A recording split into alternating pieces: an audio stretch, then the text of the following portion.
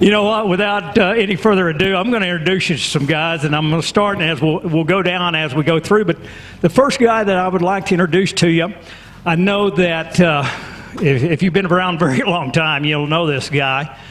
He makes his home up in Perryton, Texas. His name is John Erickson. Anybody know Hank the Cowdog? Well, how many of you know that?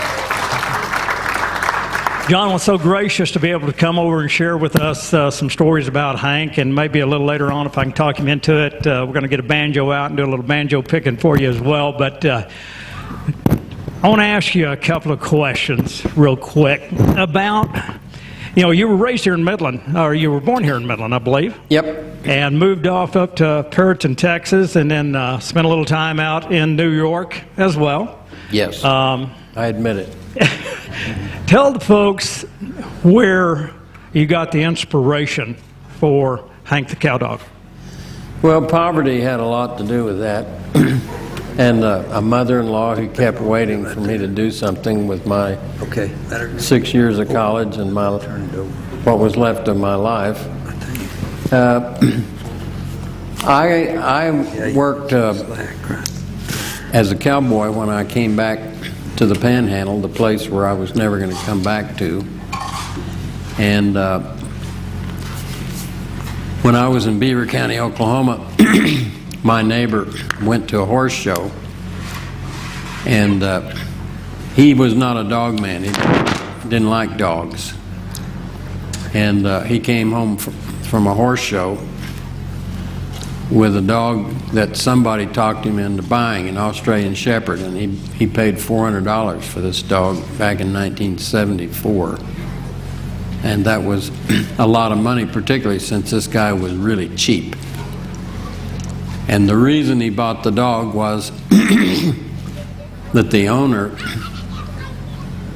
convinced him that if he took this dog home, he could fire 4 cowboys.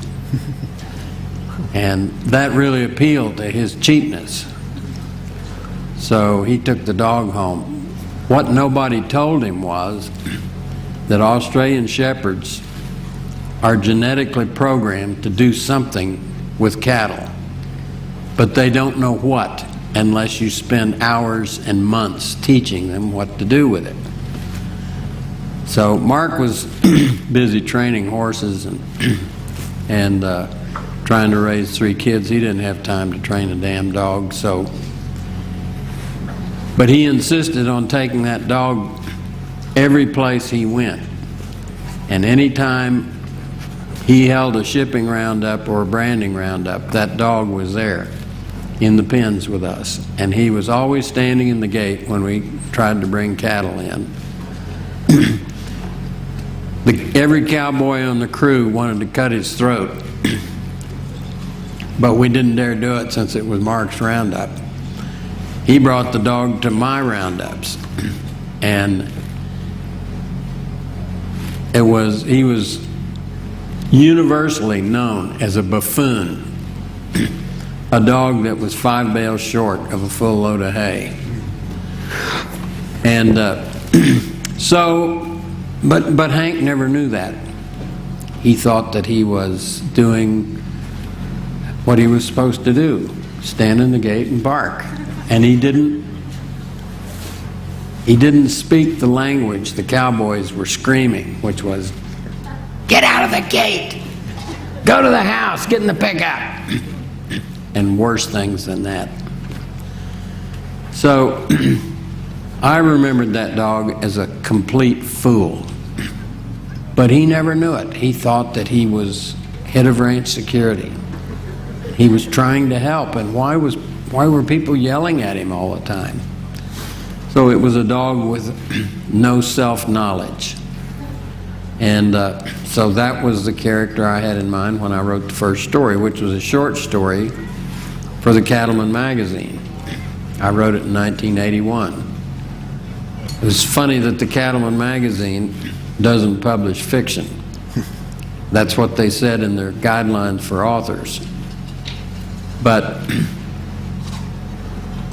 I had a pretty good background in ranch life and ranch lore. I knew what I was writing about, and I think the atmosphere was factual enough so that the editor wasn't bothered that it had to be a work of fiction if it's narrated by a dog. And nobody said a word about it. And so I wrote a second Hank story. They didn't say anything about that one either. And I didn't think any more about it. I collected, he was paying me Dale Seagraves was the editor at that time. He paid me $150 a piece for them. And we were trying to buy shoes and food for 2 kids, and they got ear infections from time to time, had to go to the doctor. So I was just trying to make money. There was nothing literary in the first Hank stories. I was writing strictly for money. And I didn't realize there was any magic in those characters until I went out and read those short stories aloud to people in my community, Perryton and Beaver, Oklahoma, and Liberal, Kansas, the little farm and ranch communities around Perryton. All those little towns have groups that want free programs, and so that's what I did. I gave them free programs and read my Hank stories. And they just loved those Hank stories and said, you need to do more with that dog. And if they hadn't told me that, I'm not sure that I would have recognized that there was magic in those characters. But the people in my hometown and the little towns around us, they recognized that immediately. And I had sense enough to listen to them instead of the editors in New York who were sending me rejection slips. And so I didn't know if I could write a whole book with that character or not. And by the way, Drover was a little dog that lived on another ranch I worked on. And I described him just as he was, a short, sawed-off, chicken-hearted little mutt. And he did run to the machine shed every time he got scared, which was pretty often. Anytime there was a loud noise, a car backfired, or anybody fired a gun, or there was a clap of thunder, Drover ran for the machine shed. He wouldn't come out for a day or two, and we'd see his head sticking out. He'd check things out. And so I didn't know whether I could write a whole book with those characters or not, but I gave it a shot, and I got 4 chapters into it, and I hit a snag. And I was busy writing writing some articles for Equus magazine. I couldn't get back to it for a while. And I had these 4 chapters, and I thought they were pretty good. So I took them down to the ranch I used to work on and read them to my cowboy pal who was high loper in the beginning. And I read the 4 chapters and did the voices of Hank and Drover and Pete the Barn Cat, Sally Mae, Loper, Slim. And old Tom laughed till tears were coming out of his eyes, and when I was done he said, "Erickson, you got to finish that story." So the next morning I went to my writing place and I finished a chapter, and it seemed to get out of the ditch, and on we went. By that time I had gotten about 1,000 rejection slips from every major publisher in the United States. Everybody who was supposed to know anything about literature had turned down something that I'd written, and so I wasn't going to send the Hank book to them.